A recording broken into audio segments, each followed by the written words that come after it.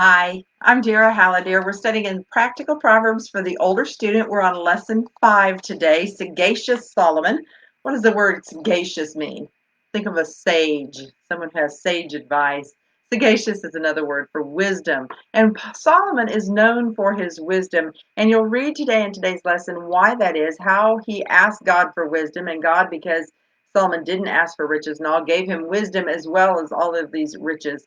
Um, Let's look at Proverbs chapter 1, verse 1. Proverbs 1, verse 1, the very beginning of our book of Proverbs. And we'll see why we're studying Solomon today. The Proverbs of Solomon, the son of David, the king of Israel, to know wisdom and instruction, to discern the sayings of understanding. Solomon's going to share this wisdom that he got from God with us.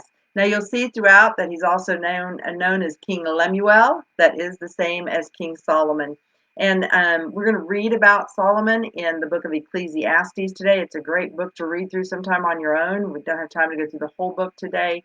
But we're going to read about Solomon. Now, how is it that Solomon, who is the wisest man, God made him king, he gave him so many blessings, and yet he still turned away from God's way? We talked about yesterday how he had 1,000 wives and concubines. He's known for his horses. He's known for his treasures. And that right after we read Deuteronomy 17, where it says a king is not to multiply horses or wives to himself. Why didn't he follow God's rule?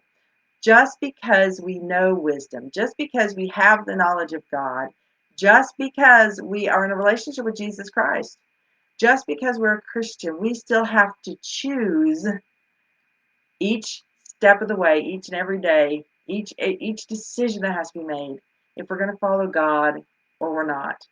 And so we can have all the wisdom in the world. We can know how to act right, to judge correctly, to solve problems, but we've got to lean on God's answers to those things instead of on our own flesh. And when we talk about our flesh in the Bible, we're talking about not this physical body, but it's talking about the way that you learned as a little child how to get your needs met, your need for love and affirmation.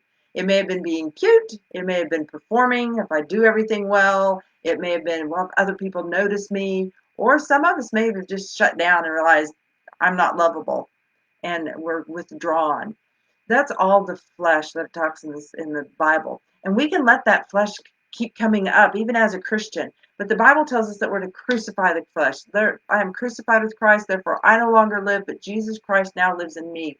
Galatians 5:22. No, that's the fruits of the Spirit. Colossians, Galatians. I don't remember where that verse is at. Colossians. Let me go there real quick. Um, I am crucified with Christ, therefore I no longer live, is in Galatians, and it is Galatians 2:20. Galatians 2:20. That flesh has to be crucified. Our love needs, our affirmation of who we are has to come from God. We are his prince or princesses. He loves us because we are his. He died on the cross because he loved us so much, and we need to get our love needs met through him. Then our flesh is crucified, and we can walk in faith and grace and truth with Jesus Christ. And Solomon learns this later on in the very end of his life, as you'll read in Ecclesiastes.